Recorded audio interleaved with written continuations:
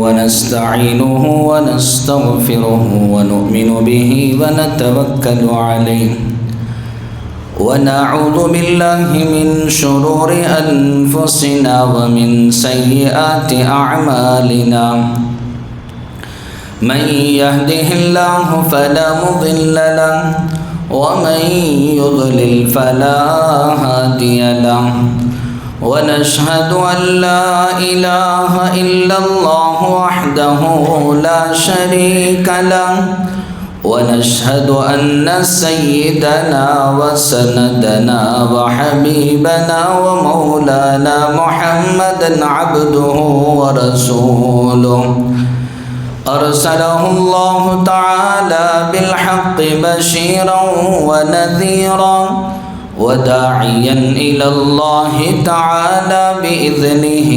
وسراجا منيرا أما بعد فإن أصدق الحديث كتاب الله وخير الهدي هدي محمد صلى الله عليه وسلم وشر الأمور محدثاتها وكل محدثة بدعة وكل بدعة ضلالة وكل ضلالة في النار أعوذ بالله من الشيطان الرجيم بسم الله الرحمن الرحيم وقال ربكم ادعوني أستجب لكم إن الذين يستكبرون عن عبادتي سيدخلون جهنم داخرين وقال تعالى الدعاء مخ العبادة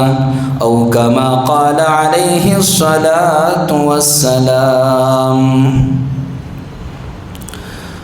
معزز حاضرین، محترم سامعین اور برادران اسلام، گزشتہ جمعہ آپ حضرات کے سامنے اللہ تعالیٰ کی نعمتوں کا تذکرہ ہوا کہ اللہ تعالیٰ نے جہاں ہمیں بے شمار نعمتیں عطا فرمائی ہیں، ان میں ایک عظیم نعمت ایمان کی نعمت ہے کہ اللہ تعالیٰ نے جو ایمان مجھے اور آپ کو دیا ہے، اس کی حفاظت کرنا اور اس کو بچا کر لے جانا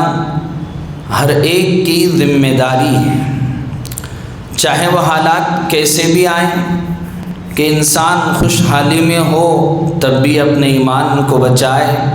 اور مصائب ہیں، پریشانیاں ہیں، تب بھی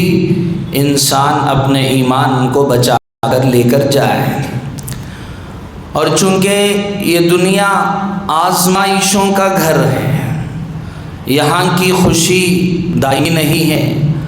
انسان کو خوشی ہے تو ساتھ میں غم بھی اس کے ساتھ آتا ہے،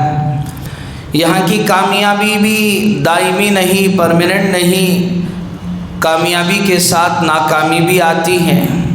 اور یہاں کی راحتیں وہ بھی ہمیشہ رہنے والی نہیں ہیں، بلکہ اس کے ساتھ مشکلات، آفات، بلیات، مصائب آنے والے ہیں۔ اور جب یہ دنیا ہے ہی ایسی، ایک مرتبہ ایک صحابی رسول، اللہ کے رسول، سید الاولین والآخرین، شفیع المذنبین، رحمت للعالمین، سرور دو عالم حضرت محمد رسول اللہ صلی اللہ علیہ وسلم کے دربار میں آئے اور آ کر کہا کہ یا رسول اللہ انا احبک، اے اللہ کے رسول میں آپ سے محبت کرتا ہوں۔ اللہ کے رسول صلی اللہ علیہ وسلم نے جیسے ہی سنا تو اپنے چہرے کو پھیر لیا، کچھ نہیں فرمایا۔ پھر وہ صحابی دائیں سے بائیں جانب آئے، بائیں جانب آ کر کہا کہ یا رسول اللہ انا احبک، اے اللہ کے رسول میں آپ سے محبت کرتا ہوں۔ پھر اللہ کے رسول نے چہرے کو پھیر لیا۔ جب تیسری مرتبہ انہوں نے کہا تو پھر اللہ کے رسول نے فرمایا کہ دیکھو، اگر تم مجھ سے محبت رکھتے ہو، اللہ اور اس کے رسول پر ایمان رکھتے ہو، تو پھر یہ بات ذہن میں رکھ لینا کہ اس ایمان پر چلنے والے کے لیے مصائب کا آنا، تکالیف کا آنا، پریشانیوں کا آنا بالکل ایسا یقینی ہے جس طرح دیوار پر اگر پانی ڈالا جائے تو پانی ڈالنے کے بعد وہ پانی دیوار پر رکتا نہیں ہے بلکہ وہ نیچے جتنی تیزی سے آتا ہے، اسی طرح ایک ایمان والے کے ساتھ مصائب کا آنا، پریشانیوں کا آنا یقینی ہے۔ اور جب ایک ایمان والے کے ساتھ پریشانیوں کا اور مصائب کا آنا یقینی ہے تو انسان کو کرنا کیا چاہیے؟ اسی کو اللہ تعالیٰ نے اپنے کلام پاک میں ارشاد فرمایا کہ ادعونی استجب لکم، کہ اے میرے نبی آپ فرما دیجئے کہ جب بھی دنیا میں رہتے ہوئے جب تمہیں کوئی مصائب ہو، کوئی پریشانیاں ہوں تو ادعونی، مجھ کو پکارو، استجب لکم، میں ان کی دعاؤں کو قبول کروں گا۔ ایک اور جگہ اللہ نے فرمایا کہ وَإِذَا سَأَلَكَ عِبَادِي عَنِّي فَإِنِّي قَرِيب۔ اللہ تعالیٰ نے قرآن مجید میں بہت ساری چیزیں سوال کے ذریعے سے سمجھائی، چونکہ انسان کو سوال و جواب کی شکل میں جب کوئی چیز سنتا ہے تو اسے نقش ہو جاتی ہے، اسے بالکل یاد رہتا ہے۔ جیسے اللہ نے کہیں فرمایا کہ یسألونک عن الأہلہ، اے نبی جی لوگ آپ سے چاند کے بارے میں معلومات کرتے ہیں۔ کہیں اللہ نے فرمایا کہ یسألونک عن الیتامی، اے نبی جی آپ سے لوگ یتیموں کے بارے میں سوال کرتے ہیں۔ اور کہیں اللہ نے فرمایا کہ یسألونک عن المحیض، اے نبی جی لوگ آپ سے حیض کے بارے میں معلومات حاصل کرتے ہیں، پوچھتے ہیں۔ پھر اللہ تعالیٰ نے خود اس کا جواب دیا کہ قل هو اذى فاعتزلوا النساء قل اصلاح لهم خیر۔ اللہ نے ہر چیز کا جواب دیا کہ قل هي مواقیت للناس، اور جواب دینے میں جو انداز اللہ نے اپنایا، اپنے نبی سے کہا کہ نبی جی آپ کہہ دیجئے۔ لیکن جب دعا کا مسئلہ آیا، اللہ سے مانگنے کا مسئلہ آیا، تو اللہ نے فرمایا کہ وَإِذَا سَأَلَكَ عِبَادِي عَنِّي فَإِنِّي قَرِيب۔ اے نبی جی جب آپ کے پاس میرے بندے میں سے کوئی آ کر میرے بارے میں سوال کرے، وَإِذَا سَأَلَكَ عِبَادِي عَنِّي فَإِنِّي قَرِيب، اللہ نے نہیں فرمایا کہ نبی جی آپ کہیے، بلکہ ڈائریکٹ اللہ نے فرمایا کہ فَإِنِّي قَرِيب، اے میرے بندوں میں تمہارے قریب ہوں، جب بھی کوئی مسئلہ ہو تو مجھ سے مانگو۔ جب کوئی دنیا کا بڑا آدمی، اللہ نے اسے بے شمار مال دی ہو، دولت دی ہو، عہدہ دیا ہو، اور وہ آدمی اگر کسی چھوٹے آدمی سے کہے کہ بھائی گھبرانا نہیں، جب بھی تمہیں کوئی مسئلہ ہو جائے، کوئی بھی مسائل ہو جائیں تو آپ کے لیے میرا دروازہ کھلا ہے، جب ایک دنیا کا بڑا آدمی اگر کسی سے کہہ دے تو انسان بڑا خوش ہو جاتا ہے اور لوگوں کو بولتا پھرتا ہے کہ فلاں نے میرے متعلق اتنی اچھی بات کی ہے، اب مجھے کوئی ٹینشن نہیں، جب بھی کوئی مسئلہ ہوگا تو فلاں صاحب سے میں اپنا مسئلہ حل کروا لوں گا۔ لیکن یہاں اللہ خود اپنے ہر بندے سے کہہ رہے ہیں کہ اے میرے بندو جب بھی تمہیں کوئی مسئلہ ہو تو فإنی قریب ونحن اقرب الیہ من حبل الورید، میں تمہاری شہرک سے بھی زیادہ قریب ہوں۔ جس طرح انسان کے جسم میں شہرک بالکل اس سے ملی ہوئی ہے، جسم کا ایک اہم حصہ ہے، اللہ فرما رہے ہیں کہ اس سے بھی زیادہ قریب میں آپ کے پاس ہوں۔ جب انسان کو کوئی مسئلہ ہو، کوئی ضرورت ہو، اس کو مانگنا تو پڑتا ہی ہے۔ وہی ضرورت اگر انسان سے مانگ لے تو وہ سوال ہے، اور وہی ضرورت انسان اگر اللہ سے مانگ لے تو وہ دعا ہے۔ سوال کرنا برا ہے، دعا کرنا پسندیدہ ہے، بلکہ عبادت ہے۔ اللہ کے رسول صلی اللہ علیہ وسلم نے ارشاد فرمایا کہ الدعاء مخ العبادہ، کہ دعا وہ عبادت کا مغز ہے۔ ایک ہوتا ہے مغز، انسان اخروٹ کھاتا ہے، اخروٹ جب کھاتا ہے تو جب اس کو پھوڑتا ہے تو اس کے اوپر کا جو چھلکا ہے وہ پھینک کر اس کا مغز کھاتا ہے۔ ایسا نہیں ہوتا کہ وہ مغز کو پھینک کر چھلکے کو کھا لے۔ یہاں انسان کا مسئلہ یہ ہے کہ انسان نماز پڑھتا ہے، عبادت کرتا ہے، لیکن جو دعا، عبادت کا جو مغز دعا ہے، اسے دعا کی توفیق نہیں ملتی۔ علماء نے لکھا ہے کہ حضرت عبدالحی فاروقی رحمۃ اللہ علیہ جو بہت بڑے بزرگ گزرے ہیں، حضرت نے فرمایا کہ جو بندہ اپنی ہر ضرورتوں کو اللہ سے مانگنے لگے وہ اس وقت کا سب سے بڑا ولی ہے۔ اور وہ کہا کرتے تھے کہ ہمیشہ اللہ سے چپکے چپکے باتیں کیا کرو۔ چپکے چپکے باتیں کرنے کا مطلب یہ ہے انسان جہاں بھی رہے، جو بھی مسئلہ پیش آ جائے، مان کر چلیے کوئی اسے خوشی کا موقع آ گیا تو فوراً سوچ لے دل میں کہ اللہ تو نے مجھے خوشی عطا فرمائی ہے۔ کوئی بہت بڑی پریشانی آ گئی، فوراً دل میں سوچ لے اللہ یہ میرے سے کیسا مسئلہ حل ہو جائے گا۔ انسان یہ مزاج بنا لے کہ اپنی ہر بات کو اللہ سے چپکے چپکے بات کرنے لگے، انسان اللہ سے بات کرنے لگے، تو یہ دعا اللہ سے مانگنا یہ عبادت ہے۔ تو کہ کبھی ایسا نہیں ہوتا کہ انسان مغز کو پھینک کر وہ چھلکے کو کھا لے۔ تو اس لیے انسان کو چاہیے کہ جہاں وہ عبادتوں کا اہتمام کرتا ہے اسے اپنی زندگی میں دعاؤں کا اہتمام کرنا چاہیے۔ انسان اگر انسان سے مانگے، ایک مرتبہ مانگا تو دے دے گا، دوسری مرتبہ مانگا تو تھوڑی سی ناراضگی کے ساتھ دے دے گا، اور تیسری مرتبہ مانگا تو چہرہ بگاڑ کر دے دے گا، چوتھی مرتبہ مانگا تو جھڑکا کر دے دے گا، اور جب پانچویں چھٹی مرتبہ اگر اس سے مانگنے لگے تو پھر انسان اس سے اپنا قطعی تعلق کر لے گا۔ ارے بھئی اس کا کیا مسئلہ ہوا، میں نے تھوڑی دوستی اس سے کیا کر لی، یہ تو ہاتھ دھو کر میرے پیچھے پڑ گیا ہے۔ اب وہ جب بھی کہیں دیکھے گا تو اس کے سوچے گا کہ ارے یہ کچھ مانگ لے گا، پھر اس سے چھٹکارا حاصل کرنا چاہے گا۔ لیکن وہی اللہ فرما رہے ہیں، حضرت ابو ہریرہ رضی اللہ تعالیٰ عنہ راوی حدیث ہیں، اللہ کے رسول صلی اللہ علیہ وسلم نے ارشاد فرمایا کہ انہ من لم يسأل اللہ یغضب علیہ۔ لیکن اللہ کا مسئلہ یہ ہے، اللہ فرما رہے ہیں کہ جو مجھ سے نہیں مانگے گا، اللہ فرما رہے ہیں کہ میں اس پر غصہ ہوتا ہوں۔ انسان سے مانگے تو غصہ ہوتا ہے، لیکن وہی انسان اگر اللہ سے مانگے تو اللہ خوش ہوتے ہیں، اور اللہ سے نہ مانگے تو اللہ اس سے ناراض ہوتے ہیں۔ اللہ فرماتے ہیں کہ میرے بندے اتنی نعمتیں تجھ کو میں نے دی ہیں، تو یہ بھول گیا، آج تو بجائے مجھ سے مانگنے کے کسی اور سے مانگ رہا ہے۔ انسان سے مانگنے پہ انسان ناراض ہوتا ہے، اور اللہ سے نہ مانگنے سے اللہ ناراض ہوتا ہے۔ اور انسان جب انسان سے مانگتا ہے اور اللہ سے مانگتا ہے تو اس میں فرق کیا ہے؟ دوسرا فرق یہ ہے کہ انسان اگر انسان سے مانگے تو اس کے لیے ایک وقت ہے۔ انسان اگر صبح ہمیں مانگے گا، صبح مانگنے کے لیے جائے گا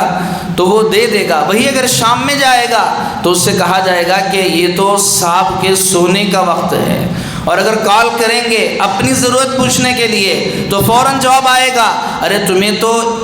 تھوڑے سے اخلاق بھی نہیں ہیں، ارے تم کو پتہ نہیں یہ تو آرام کرنے کا وقت ہے، اس وقت پہ آپ نے مجھ سے سوال کے لیے فون کر لیا۔ لیکن وہی اللہ فرما رہے ہیں کہ لا تأخذہ سنۃ ولا نوم، اے میرے بندو مجھے دن میں مانگو، رات میں مانگو، اور دن کے کسی بھی وقت میں مانگو، لا تأخذہ سنۃ ولا نوم، اللہ کا دروازہ کبھی بند نہیں ہوتا، اللہ تعالیٰ کبھی آرام نہیں کرتے، اللہ کبھی سوتے نہیں ہیں، اللہ کو نیند تو کیا اونگ تک نہیں آتی۔ اللہ اپنے کلام پاک میں فرما رہے ہیں لا تأخذہ سنۃ ولا نوم، اللہ کو نہ نیند آتی ہے نہ اونگ آتی ہے، یسألہ من فی السماوات والارض کل یوم ہوا فی شان۔ اللہ فرما رہے ہیں میرے بندے تو نہیں، یسألہ من فی السماوات والارض، کہ اس آسمان میں اور اس زمین میں انسان کے علاوہ بھی اللہ نے بے شمار مخلوقات پیدا فرمائے ہیں۔ اللہ تعالیٰ سورہ رحمان میں فرما رہے ہیں اے میرے بندوں صرف آسمانوں میں نہیں، صرف زمینوں میں نہیں، اس کائنات میں جتنی مخلوقات ہیں یسألہ، وہ مجھ سے مانگتے ہیں۔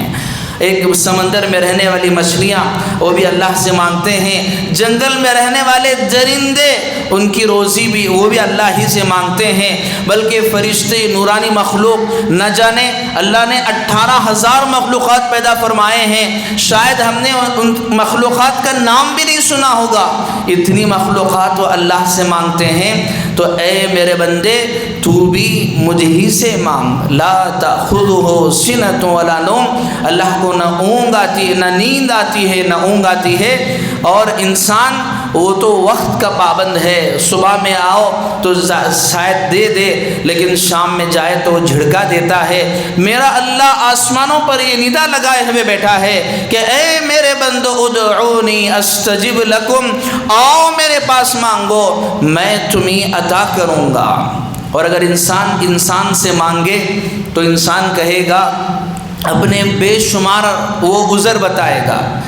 اگر کسی نے کسی سے مانگا تو کہے گا کہ کیا کرے، بزنس بہت ٹھپ چل رہا ہے،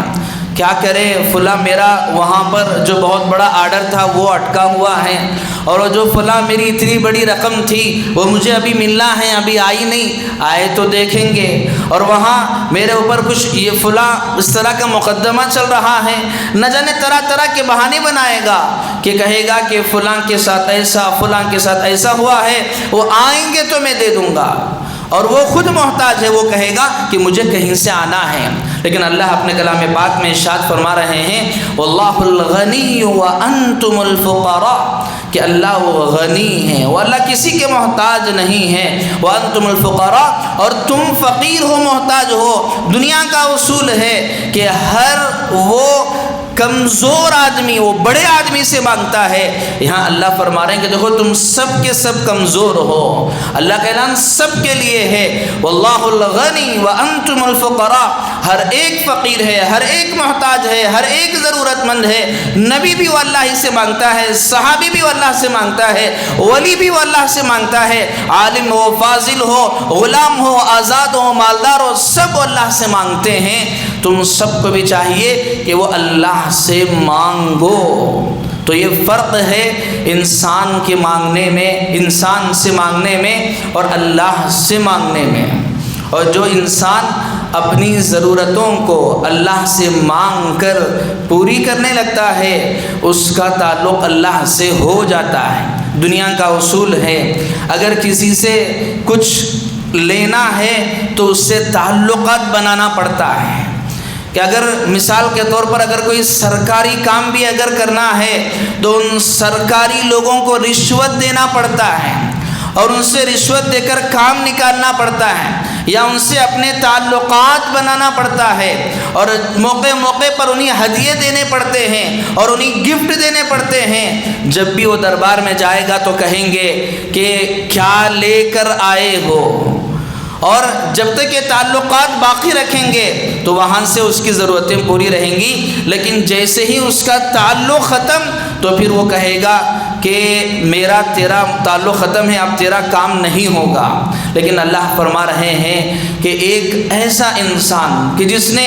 اپنی ساری زندگی اپنی جوانی سے لے کر بڑھاپے تک اگر اس نے اللہ کی نافرمانی میں گزار لی،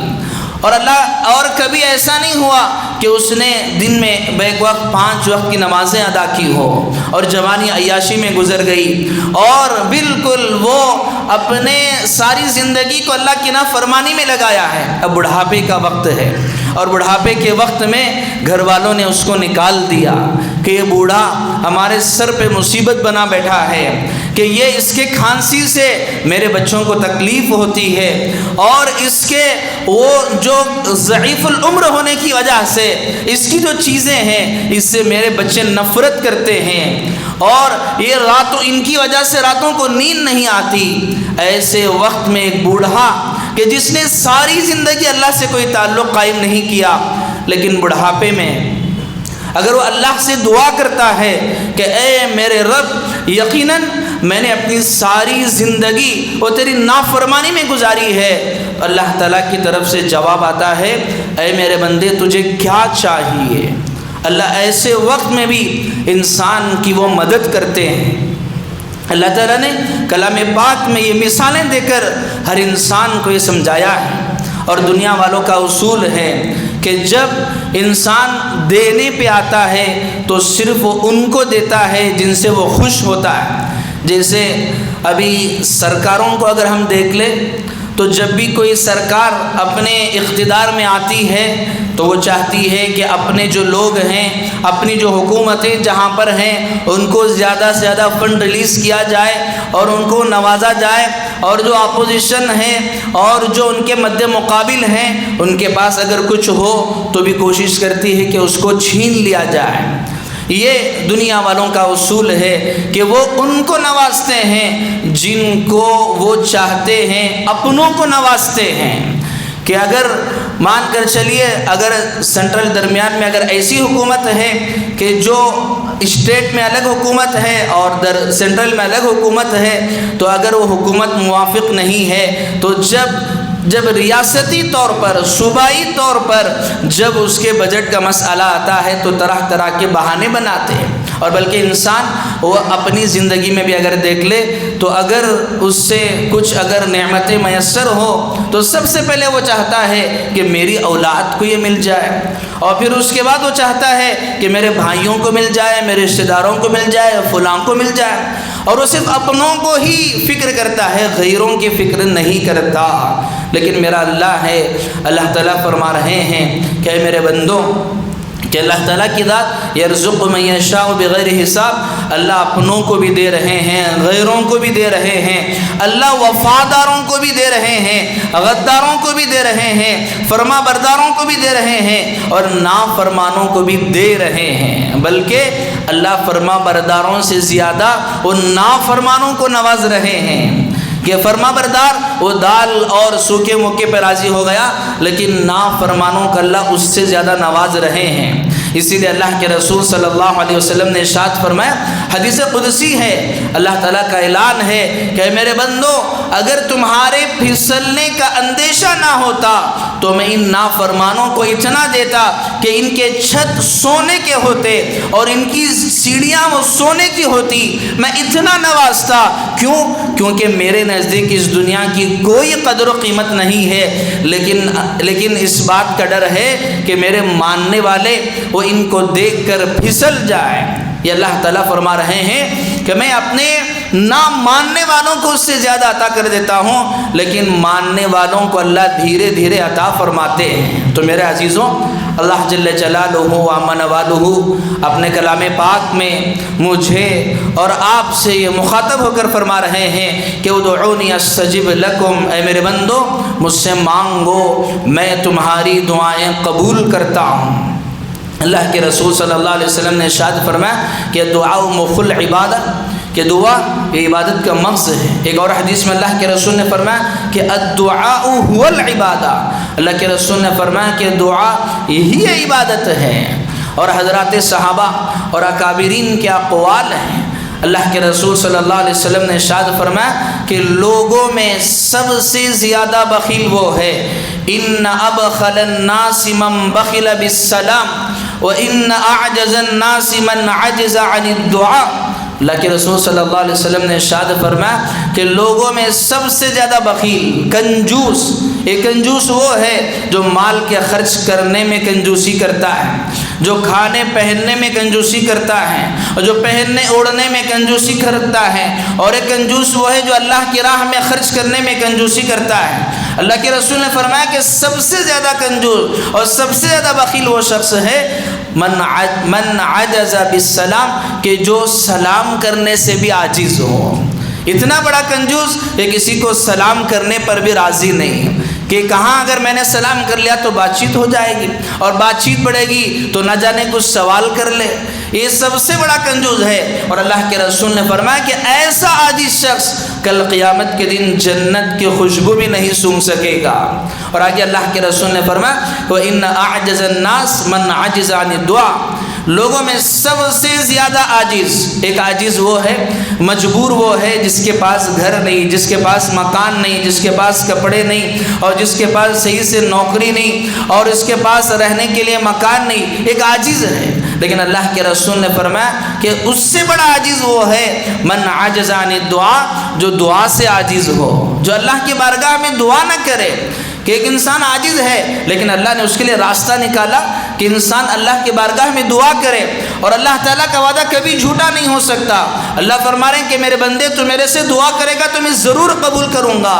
ہاں لیکن تمہیں صبر رکھنا پڑے گا۔ اللہ نے حضرات انبیاء اکرام علیہم السلام کا تذکرہ فرمایا، کیونکہ سب سے پہلے انسان اور نبی حضرت آدم علیہ السلام اس دنیا میں آئے۔ دنیا میں آنے کے بعد اللہ تعالیٰ نے جب انہیں جنت میں بھیجا، جنت میں پیدا فرمایا، تو اس کے بعد ان سے ایک چھوٹی سی بھول ہو گئی کہ وَعَصَىٰ آدَمُ رَبَّهُ فَغَوَىٰ، ان کے ہلکی سی اس بھول کی وجہ سے اللہ نے انہیں جنت کے لباس اتار کر اللہ نے انہیں زمین پر بھیج دیا۔ جب ان سے غلطی ہو گئی، خطا ہوئی اور جو بھول ہوئی، انہوں نے اللہ کے بارگاہ میں دعا کی، ربنا ظلمنا انفسنا وَإِن لَّمْ تَغْفِرْ لَنَا وَتَرْحَمْنَا لَنَكُونَنَّ مِنَ الْخَاسِرِينَ۔ اللہ تعالیٰ فرما رہے ہیں کہ میں نے حضرت آدم کی توبہ قبول فرما دی۔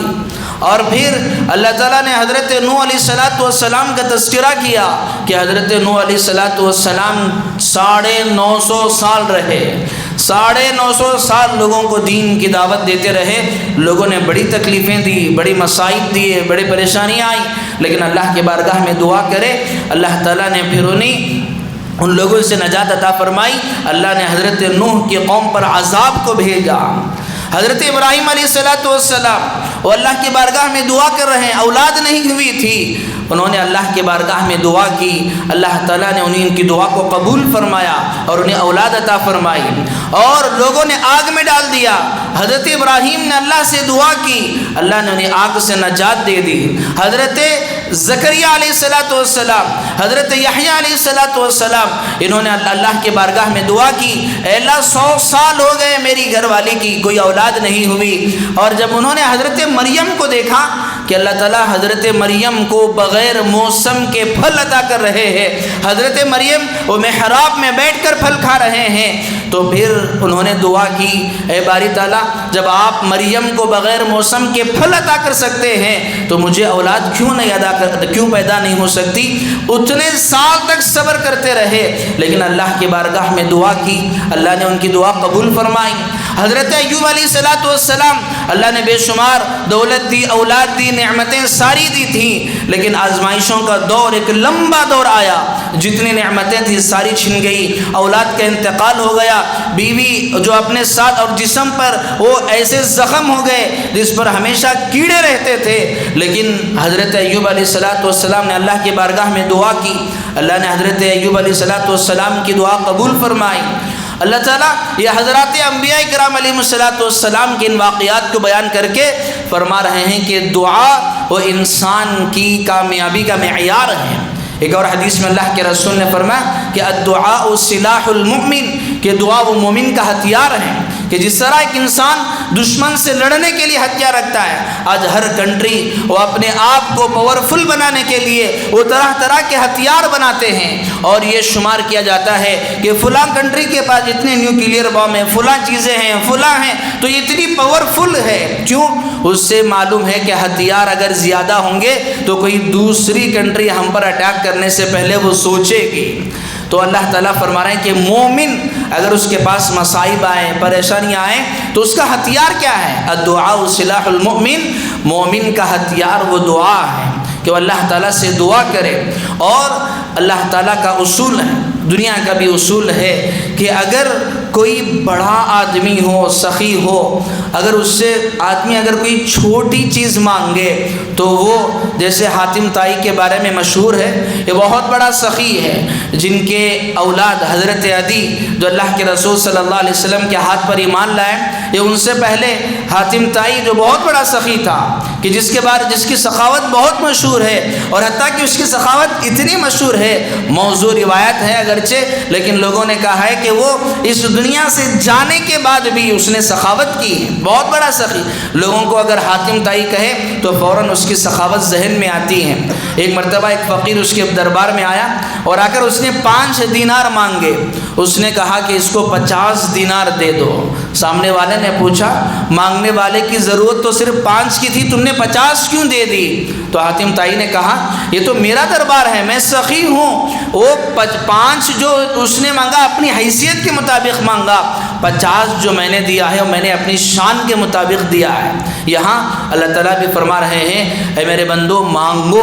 میں مانگنے پہ عطا فرماتا ہوں۔ اللہ تعالیٰ نے حضرت ابراہیم علیہ السلام کا واقعہ ارشاد فرمایا کہ جس موقع پر اللہ نے حکم دیا حضرت ابراہیم کو کہ اپنی اولاد کو مکے کی اس سرزمین پر جو غیر ذی زرع، کہ جہاں پر نہ گھاس نہ پھوس کچھ نہیں ہے، ایسی سنگلاخ زمین پر انہوں نے چھوڑ دی، لیکن جاتے ہوئے حضرت ابراہیم نے دعا کی کہ وَارْزُقْهُم مِّنَ الثَّمَرَاتِ، اے میرے رب انہیں وہ پھل عطا فرما۔ ثمرہ کہتے ہیں نتیجے کو، ہر چیز کا ایک نتیجہ ہوتا ہے۔ جیسے انسان اگر کھیتی کرتا ہے، کاشتکاری کرتا ہے، دھان اگر پکاتا ہے تو اس کا ثمرہ یہ ہے کہ وہ ان درختوں کی دیکھ بھال کرنے کی وجہ سے جو اس کا ثمرہ دھان نکلے، اس کی وجہ سے وہ اسے منافع کماتا ہے۔ ہر چیز کا الگ الگ ثمرہ ہے۔ تو حضرت ابراہیم نے دعا کی کہ وَارْزُقْهُم مِّنَ الثَّمَرَاتِ، کہ اے میرے رب انہیں اس کا ثمرہ، اس کے پھل عطا فرما۔ اللہ نے دعا اسے قبول فرمائی کہ اللہ تعالیٰ نے ان کی دعا جو قبول فرمائی۔ آج آپ اگر جا کر دیکھیں مکے کی وہ زمین جہاں پر بالکل پتھریلی زمین ہے، لیکن آج اگر دیکھیں اللہ نے ایسی دعا قبول فرمائی کہ دنیا کے ہر قسم کا فروٹ آپ کو مکہ مکرمہ میں نظر آئے گا، اور وہ بھی یہاں جو ملتا ہے اس سے عمدہ کوالٹی اور اس سے بہتر کوالٹی میں وہاں آپ کو ملے گا۔ اور بلکہ اس سے بڑھ کر روح المعانی میں مفسر قرآن نے لکھا ہے کہ وَارْزُقْهُم مِّنَ الثَّمَرَاتِ، نتیجہ جس طرح ایک میاں بیوی ہیں ان کی جو اولاد ہے وہ ان کا نتیجہ اور ثمرہ ہے، یہاں دنیا کے ہر انسان وہاں پر ہر چیز کو بھیجتا ہے، اور اس سے بڑھ کر جو ثمرہ حضرت ابراہیم نے دعا کی اس کا نتیجہ یہ نکلا کہ ہر کوئی یہ چاہتا ہے کہ میری اولاد اس جگہ پر چلے جائے، اور انسان اس بات کا انتظار بھی کرتا ہے کہ میری اولاد کو اگر مکے میں اگر نوکری لگ جائے تو کتنا اچھا ہوگا۔ تو علماء نے لکھا ہے کہ صرف درخت کے پھل نہیں، صرف جانداروں کے پھل نہیں، بلکہ انسانوں کے پھل اللہ تعالیٰ نے اتنی برکت دی کہ وہ بھی یہ چاہتے ہیں کہ وہ وہاں پر جا کر نوکری کریں۔ اور پھر اللہ تعالیٰ نے حضرت آسیہ علیہ السلام کا واقعہ ارشاد فرمایا کہ حضرت آسیہ جو فرعون کی بیوی تھی، بڑی حسین و جمیل تھی، جب وہ حضرت موسیٰ کے رب پر موسیٰ پر ایمان لے آئی تو فرعون نے کہا کہ دیکھو میں نے تم سے میں یہاں کا حکمران ہوں، میں نے اتنی عورتوں میں جو تم سے نکاح کیا اس لیے کیا کہ تم بڑی خوبصورت ہو، لیکن آج تم میری بادشاہت کا انکار کر رہی ہو، دیکھو تم میری بات مان لینا ورنہ میں تمہیں اس محل سے بے دخل کروں گا، اور یہ جو لباس ہے وہ تم سے چھین لوں گا۔ اور وہ اس جمعہ کہا گیا کہ پھر ان کو سولی پر چڑھایا گیا، لیکن اس موقع پر حضرت آسیہ نے دعا فرمائی رب ابن لی عندک بیتا فی الجنہ ونجنی من فرعون وعملی۔ حضرت آسیہ نے دعا کی کہ اے اللہ آج یہ فرعون نے مجھے اس گھر سے بے گھر کر دیا۔ علماء نے لکھا ہے ایک عورت کے لیے اس کے سر کے اوپر سے اس کے گھر کا سایہ چھن جانا یہ اس کے لیے سب سے بڑی مصیبت ہے۔ ایک مرد ہے وہ تو سوچے گا کہ چلو کما لیں گے، فلاں کر لیں گے، فلاں جگہ رہ لیں گے، لیکن ایک عورت کے لیے ایک گھر کا سایہ اور چھت کا چھن جانا یہ اس کے لیے سب سے بڑی مصیبت ہے۔ یہاں حضرت آسیہ کو بے گھر کر دیا گیا۔ جب فرعون کے محل سے باہر نکلی انہوں نے دعا کی کہ رب ابن لی عندک بیتا فی الجنہ، اے اللہ مجھے جنت میں گھر عطا فرما۔ جب حضرت آسیہ نے یہ دعا کی اللہ تعالیٰ نے صرف گھر نہیں دیا، جب اللہ کے رسول صلی اللہ علیہ وسلم نے جب حضرت خدیجۃ الکبریٰ رضی اللہ تعالیٰ عنہ کا وصال ہوا، آپ کے انتقال کے وقت قریب تھا، اللہ کے رسول نے حضرت خدیجہ سے فرمایا اے خدیجہ جب جنت میں جاؤ گی تو میری بیویوں کو سلام کہنا۔ حضرت خدیجہ نے فرمایا کہ اللہ کے رسول میں تو آپ کی پہلی بیوی ہوں، آپ کی اور بیویاں کون ہے؟ اللہ کے رسول صلی اللہ علیہ وسلم نے فرمایا اے خدیجہ اللہ نے جنت میں حضرت آسیہ اور مریم کو بھی میری بیوی بنایا ہے۔ حضرت خدیجہ رضی اللہ تعالیٰ عنہ سے اللہ کے رسول نے یہ فرمایا تو علماء نے لکھا ہے کہ یہاں حضرت آسیہ نے صرف رب ابن لی عندک بیتا فی الجنہ اللہ کے بعض انہوں نے یہ دعا کی کہ اللہ گھر عطا فرما، لیکن اللہ نے صرف گھر نہیں بلکہ گھر والا، اور وہ بھی ایسے گھر والا جو پورے کائنات کا سردار ہے، جس کے صدقے میں اللہ نے ساری کائنات بنائی ہے، ایسے گھر والا اللہ نے حضرت آسیہ کو عطا فرمایا۔ تو اللہ تعالیٰ کا اصول ہے کہ جب ایک دنیا کا سخی جب مانگنے پر وہ اپنی حیثیت سے زیادہ دیتا ہے، یہ تو سخیوں کا سخی ہے۔ تو اگر انسان اگر اس سے مانگے تو اللہ کیوں نہیں نوازیں گے، لیکن فرق یہ ہے کہ انسان کو مانگنا بھی آنا چاہیے، مانگنے کا بھی ایک طریقہ ہوتا ہے۔ انسان اگر اپنا ایک پاسپورٹ بنانا ہے تو بھی اس کا بھی ایک اصول ہے کہ ایک فارم ہے، اس کو ایسا بھرا جائے، اسی طرح اس کو فل کیا جائے، اور اگر انسان نے صحیح طرح سے فل نہیں کیا، جب پاسپورٹ آفس میں گیا تو اس کو دوبارہ بھیج دیا گیا، ریجیکٹ کر دیا گیا۔ انسان یقیناً وہ تھوڑے وقت کے لیے غصہ ہوگا، بیزار ہوگا، لیکن اسے احساس ہوگا کہ یہ جو پروسیجر ہے جو مجھے فالو کرنا چاہیے تھا میں نے اس کو فالو نہیں کیا، اس لیے مجھے واپس بھیج دیا گیا۔ تو ایسے ہی اللہ کی بارگاہ میں مانگنے کے بھی اصول ہیں، مانگنے کا بھی ایک طریقہ ہے۔ اس اصول کے مطابق اگر اللہ کی بارگاہ میں مانگا جائے تو پھر اللہ اپنے ہر انسان کی دعا کو قبول فرماتے ہیں۔ لیکن انسان وہ جلد باز ہے، وہ یہ چاہتا ہے کہ اس کی دعائیں فوراً قبول ہو جائیں،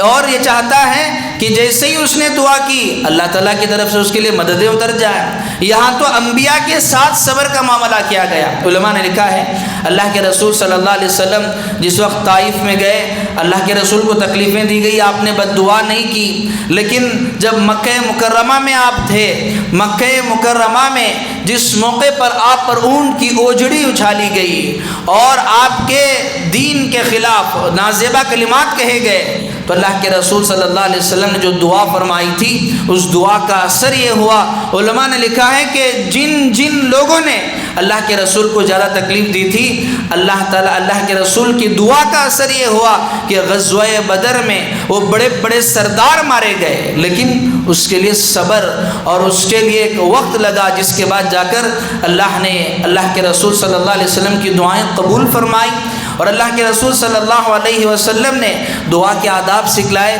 کہ انسان کو اللہ سے مانگنا کیسے چاہیے۔ اللہ تعالیٰ نے خود اپنے کلام پاک میں ارشاد فرمایا کہ اَمَّن يُجِيبُ الْمُضْطَرَّ إِذَا دَعَاهُ، کہ مانگنے کا سب سے بڑا اصول یہ ہے کہ انسان وہ عجز و انکساری کے ساتھ مانگے۔ دنیا کے فقیر کو انسان اگر دیکھیں تو وہ جب مانگنے آتا ہے تو اس کے کپڑے پھٹے ہوئے ہیں اور اس کے ہاتھ ہدر رہے ہیں اور اس کے چہرے پر غم کے آثار ہیں، اور اگر اس کو غم نہ بھی ہو اور اس کے پاس کپڑے میسر بھی ہو، لیکن پھر بھی وہ اس طرح مانگنے آتا ہے کہ دینے والے کو رحم آ جائے۔ کپڑے کو پھاڑ لیا اور بھوک کا اور نہ جانے طرح طرح سے اپنے آپ کو ایسا بنا لیا کہ دیکھنے والا دیکھ کر فوراً اس کو دیکھ کر رحم آ گیا اور رحم آ کر اس کو وہ دے دیتا ہے۔ اور پھر اللہ تعالیٰ فرما رہے ہیں کہ اللہ تعالیٰ کی بارگاہ میں بھی اگر مانگنا ہے تو اس طرح مانگو کہ اَمَّن يُجِيبُ الْمُضْطَرَّ، کہ جس طرح ایک مجبور آدمی اللہ کی بارگاہ میں مانگتا ہے، جب ایک مجبور آدمی مانگتا ہے اِذَا دَعَاهُ يَكْشِفُ السُّوءَ، اللہ کے رسول نے فرمایا کہ ساتوں آسمانوں کے دروازے اس کی دعا کے لیے کھل جاتے ہیں۔ لیکن ہماری دعائیں کیسے؟ ایک آرڈر کی طرح۔ ایک صاحب ایک بزرگ کے پاس آئے اور آ کر کہنے لگے کہ حضرت میری دعائیں قبول نہیں ہوتی، اس لیے میں نے دعائیں کرنا چھوڑ دیا۔ وہ بزرگ نے کہا کہ تم دیکھے ہو گھر میں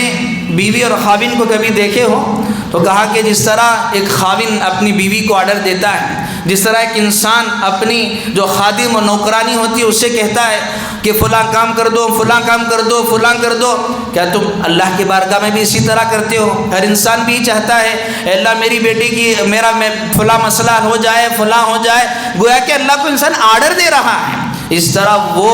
اللہ کے بارگاہ میں دعا کرتا ہے، لیکن اللہ تعالیٰ فرما رہے ہیں کہ اللہ تعالیٰ تو بے نیاز ہیں، اللہ کو کوئی آرڈر دے نہیں سکتا۔ کہ انسان جب سگنل میں کھڑا ہوا ہوتا ہے، جب سگنل پڑا، کار میں بیٹھا ہوا ہے، ایک مانگنے والے نے آ کر مانگا تو اس نے کہا کہ نہیں جاؤ، وہ جاتا نہیں ہے، اور جیسے ہی کار کا شیشہ وہ بند کر لیتا ہے پھر بھی جاتا نہیں ہے، وہ پھر بھی دوبارہ نوک کرتا ہے کہ دے دیجئے۔ پھر اس کی والدہ اگر ہو تو کہتی ہے کہ بیٹے کچھ دے کے بھیج دینا۔ پھر وہ نہ چاہتے ہوئے بھی غصے سے اس کو دے دیتا ہے۔ تو یہ جو مانگنے کا طریقہ اللہ تعالیٰ سے انسان کو چاہیے کہ سب سے پہلے عجز و انکساری ہو۔ اور جو دوسرا سب سے بڑا اصول ہے کہ آج ہماری دعائیں اس لیے قبول نہیں ہوتی کہ ہمیں خود پتہ ہی نہیں ہوتا کہ ہم نے اللہ سے کیا مانگا ہے۔ ایک آدمی آیا، آ کر ایک بزرگ بیٹھے ہوئے تھے، اس نے اللہ کی بارگاہ میں دعا کی اور دعا کر کے ختم کر کے بیٹھ گیا۔ انہوں نے پوچھا کہ کیا دعا مانگی؟ کہنے لگا کہ پتہ نہیں، کچھ تو مانگا ہے۔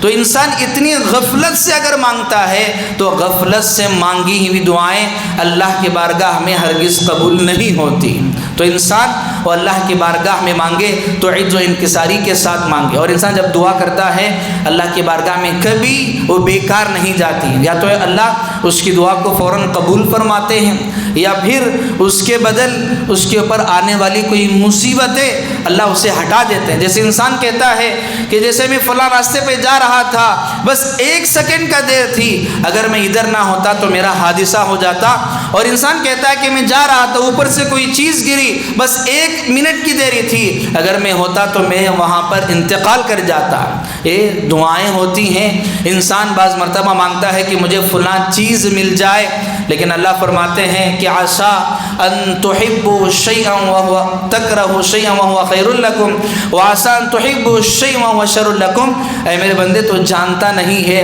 کہ تجھے اس چیز کے ملنے میں فائدہ ہے یا نقصان ہے، تو ظاہر دیکھتا ہے۔ جس طرح ایک چھوٹا سا بچہ اگر آگ کا انگارہ وہ چمکتا ہوا ہے، اور اگر وہ ماں سے کہے کہ امی اس کو دے دینا، تو ماں کو معلوم ہے کہ چمکتی ہوئی چیز بچے کے لیے فائدہ مند نہیں، نقصان دہ ہے۔ بچے کو معلوم ہے کہ اس انگار سے اس کا ہاتھ جل سکتا ہے، لیکن بچہ جو معصوم و نادان ہے، بچے کو پتہ نہیں، وہ تو ضد کرتا ہے کہ امی جان دے دینا، لیکن ماں کہتی ہے کہ بیٹا اس کو لینا نہیں ہے۔ بچہ اگر لینا بھی چاہے تو ماں اس کو دیتی نہیں ہے۔ ایسے اللہ فرماتے ہیں انسان بعض مرتبہ مال مانگتا ہے، دولت مانگتا ہے، اور تجھے کئی چیزیں مانگتا ہے، اللہ فرماتے ہیں کہ تیرے لیے بہتر نہیں ہے، میں اس کے بدل تیرے اوپر آنے والی مصیبتوں سے تجھے نجات دے دیتا ہوں۔ غرض میرے عزیزوں، ایمان کا حصہ ایک دعا ہے جو اللہ تعالیٰ نے ہم سب کو سکھلایا ہے کہ اس دنیا میں جو بھی مصائب، پریشانیاں اور غم آئیں گے تو انسان کو چاہیے کہ وہ سب سے پہلے اللہ کی بارگاہ میں مانگے۔ حضرات انبیاء نے بھی اللہ ہی سے مانگا اور حضرات صحابہ نے بھی اللہ سے مانگا، لیکن عجیب دور ہے کہ انسان اگر کوئی بھی مسائل آئے کہ وہ دعا جس کے بارے میں قرآن سے، حدیث سے اور اللہ کے رسول نے، صحابہ نے کہا کہ دعا سے تمہارے مسائل حل ہوں گے، اس ہتھیار کو چھوڑ کر آج کا انسان عاملوں کے چکر میں پھرتا ہے کہ فلاں کے پاس چلے جائیں گے مسئلہ حل ہو جائے گا، فلاں کے پاس چلے جائیں گے یہ زیادہ پیسے لیتے ہیں لیکن کام ہو جائے گا، کہ جس کے بارے میں ہونا یقینی بھی نہیں، وہ خود محتاج ہے۔ اگر تمہیں قرآن اٹھا کر پڑھیں گے تو اب پتہ چلے گا کہ حضرات انبیاء نے کس سے مانگی، کہ حضرات انبیاء بھی کسی کے پاس جاتے تھے۔ تو حضرات انبیاء کے واقعات ہم سب کے لیے عبرت ہیں۔ انسان اگر جب کوئی مصیبت میں ہو، رائے دینے والے بہت مل جائیں گے کہ فلاں کے پاس چلے جاؤ، فلاں کے پاس چلے جاؤ، لیکن اللہ فرما رہے ہیں کہ میرے پاس آ جاؤ، میرے آپ کے سارے مسائل حل ہو جائیں۔ تو میرے عزیزوں، ہمیں اپنی زندگی میں اپنے مسائل کو اللہ سے حل کرنے والے بننا ہے اور دعاؤں کا اہتمام کرنا ہے۔ اللہ کے رسول جب جیسے ہی رجب کا مہینہ آتا دیکھتے تو دعا کرتے کہ اللہم بارک لنا فی رجب و شعبان وبلغنا رمضان۔ اے اللہ، مجھے رجب و شعبان کے مہینے میں برکت عطا فرما اور رمضان تک میری رسائی نصیب فرما۔ رمضان کا مہینہ آنے سے پہلے ہمیں اپنے آپ کو عبادتوں کا اور دعاؤں کا اہتمام کرنے والا اپنے آپ کو بنا لینا ہے، اور دعا یہ مومن کا ہتھیار ہے، اس سے اپنے مسائل کو حل کرنا ہے۔ اسی سے متعلق ایک اعلان یہ ہے کہ آج ایک کتاب آئی ہوئی ہے زاد مومن۔ زاد کہتے ہیں توشے کو اور اپنے ساتھ رہنے والے سامان کو۔ زاد مومن کا مطلب ہے مومن کا توشہ۔ جس طرح ایک مسافر جب سفر میں جاتا ہے تو اپنے ساتھ اپنا توشہ رکھتا ہے، اپنے ساتھ اپنا ساز و سامان رکھتا ہے تاکہ وہ اس سے محفوظ رہیں، تاکہ اس کی ضرورتیں پورا ہو۔ اسی طرح ایک بہت بڑے بزرگ گزرے ہیں حضرت شیخ منیر احمد صاحب رحمۃ اللہ علیہ، قریب ہی میں جن کا انتقال ہوا ہے۔ حضرت سے میں نے بھی بیعت کی تھی، حضرت شیخ ہیں، اور پھر یہ بہت بڑے مستجاب الدعوات تھے کہ بہت بڑے بڑے لوگ وہاں جا کر صرف حضرت سے دعائیں کروانے کے لیے، عملیات کے لیے نہیں، صرف دعائیں کروانے کے لیے حضرت کے بعد جایا کرتے تھے۔ قریب میں حضرت کا انتقال ہوا، حضرت چاروں سلسلوں سے وہ حضرت کو خلافت ملی ہوئی تھی اور بہت بلند پائے کے وہ بزرگ تھے۔ حضرت کی کتاب ہے زاد مومن، حضرت نے اس میں ساری سنتیں، انسان کی پیدائش سے لے کر موت تک کے جتنی چیزیں، اس کے ساری سنتیں اور جو مسنون دعائیں، کہ جس طرح دعا انسان مانگتا ہے تو مانگنے کا بھی ایک طریقہ ہوتا ہے کہ کون سی دعائیں مانگی جائیں، اس کے متعلق یہ ساری دعائیں اس کتاب میں موجود ہیں۔ تو ایک مشہور عالم دین نے حضرت کی قرآن و حدیث سے جو دعائیں ہیں اور حضرت کی جو دعائیں ہیں، ان ساری دعاؤں کو ایک ساتھ جمع کیا ہے، اور یہ ایسی دعائیں ہیں کہ جس کے بارے میں احادیث میں فضیلتیں آئی ہیں، ان الفاظ سے مانگنے پر دعائیں کے جلد قبول ہونے کی بشارتیں آئی ہیں۔ اس طرح کی ساری دعائیں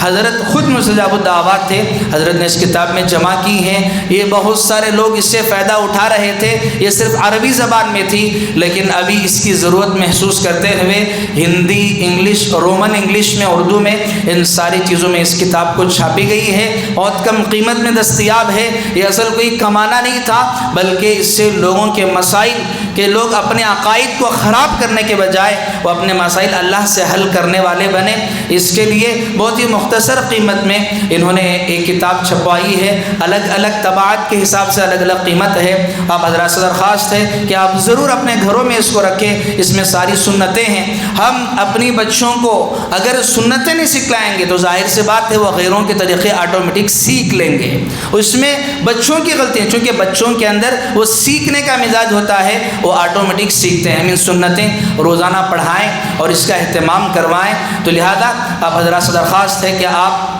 اس کتاب کو لیتے ہوئے جائیں، اور جس طرح آپ حضرات دیکھ رہے ہیں کہ ہماری اس مسجد کا تعمیری کام بھی چل رہا ہے، کنسٹرکشن کا کام چل رہا ہے، الحمدللہ 2 مول ڈال چکے ہیں اور اوپر تیسرے مول کی بھی تیاری شروع ہو چکی ہے۔ اور چونکہ رمضان کا مہینہ آ رہا ہے، اس میں اگر اسی طرح رہا تو دقتوں کا سامنا ہوگا، اور اس کے لیے کوشش کی جا رہی ہے کہ جو نیچے کا جو حصہ گراؤنڈ فلور ہے وہاں سے اس کی فنیشنگ کا کام شروع ہو گیا ہے، اور جس کے لیے تقریباً 6000 اسکوائر فٹ کے وہ ماربل کی ضرورت تھی،